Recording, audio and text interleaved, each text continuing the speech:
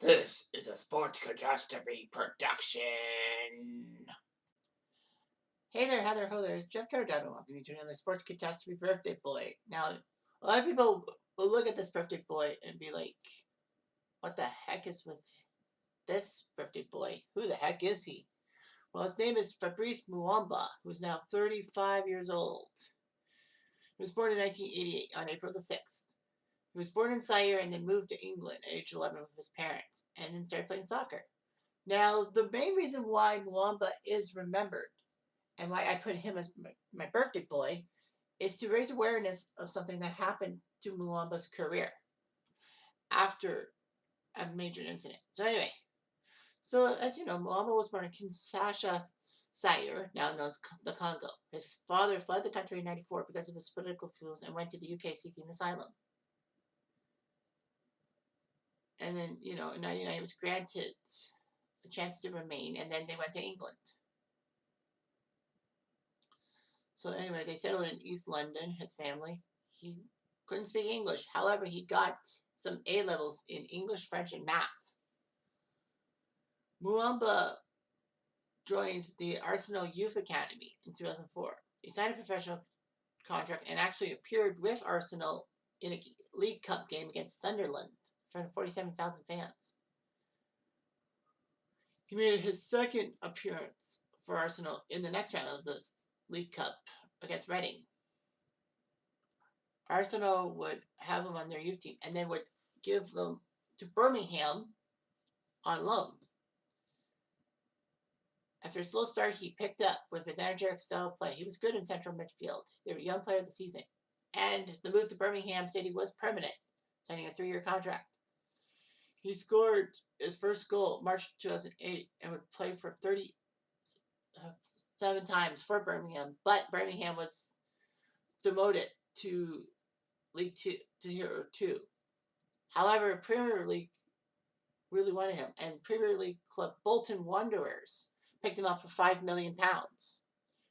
So he looked pretty good and all that. He was actually named the Bolton Player of the Season by the newspaper and signed a 4-year deal with Bolton. He scored in the first game of the 2011-12 league season as Bolton beat QPR, and then scored the League Cup against Arsenal. However, on March 17, 2012, things would be different. It was Bolton versus Tottenham at White Hart Lane in the quarterfinals of the FA Cup, the big tournament for all English teams want to get it through. So anyway, Muamba, unfortunately, in the middle of the game, actually suffered a cardiac arrest and collapsed. And all that. Fortunately, though, a consultant cardiologist who was at the Tottenham game as a fan rushed on to help. Muamba was taken to the coronary care unit at the London Chest Hospital. Bolton's manager Owen Coyle and captain Kevin Davies would accompany Muamba in the ambulance.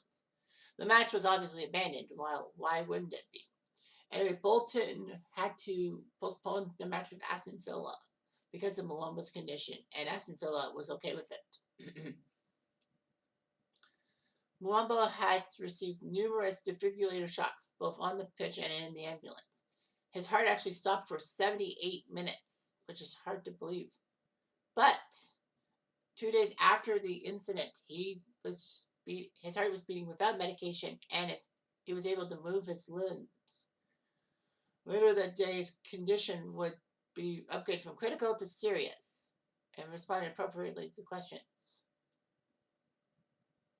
Muamba's progress exceeded lots of people's expectations, although he would have a lengthy recovery period. He was discharged on April 16th, just a month after his cardiac arrest with an ICD with a defibrillator. Muamba would attend Bolton's home match against Tottenham May 2nd and expressed his gratitude for the support he had received. Unfortunately for Bolton, they lost that quarterfinal game to Tottenham, but whatever. Anyway, Muamba retired on the recommendation of his medical team. And yeah, it was just unbelievable what they could do. All that. He would play in a testimonial match in 2015, but still, Muamba couldn't play. soccer after that. Well, I mean, a defibrillator does ruin things, but anyway. Muamba actually was part of ITV's coverage of the 2013 Africa Cup of Nations and would be a co-commentator on African World Cup qualification stuff. He then decided to study for a BA in sports journalism at Staffordshire University and would be on work placement at BBC Northwest Tonight. He graduated with honors in 2015. He got his UEFA B license at Man City and UEFA A license at Stoke. He was appointed the under-15s coach for Bolton just this year. So because he was a naturalized British citizen, Muamba was eligible for any of the home nations, that being Scotland, Northern Ireland, Wales, or England, which he received 3 years of full-time education. Well, it was just England because it was just England. And he captained the U19 squad and took part in a few games. He was actually called up to be part of the Congo squad in 2007, but because he wanted to be eligible for England, he declined. Anyway, Muamba met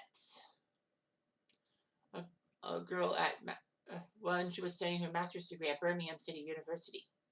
They were engaged on Valentine's Day 2012 and then married October 2012, 7 months after Muamba's heart attack, if you will. They have 4 children.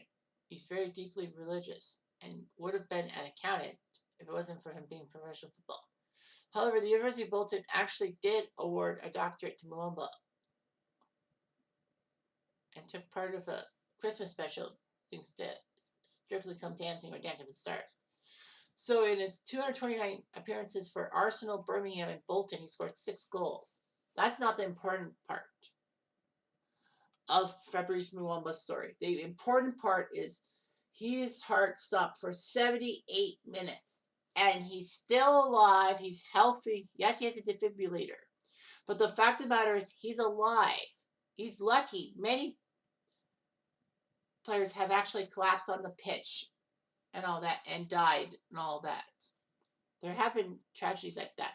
But Fabrice Muamba, alongside Christian Eriksen, if I must add, they had their problems, but they played on. Although Muamba would not play soccer again like Christian Eriksen does for Man U, it's still worth noting that, the guy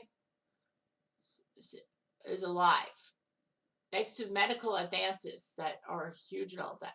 So anyway, that's all I got. Anyway, I'm done talking. I do.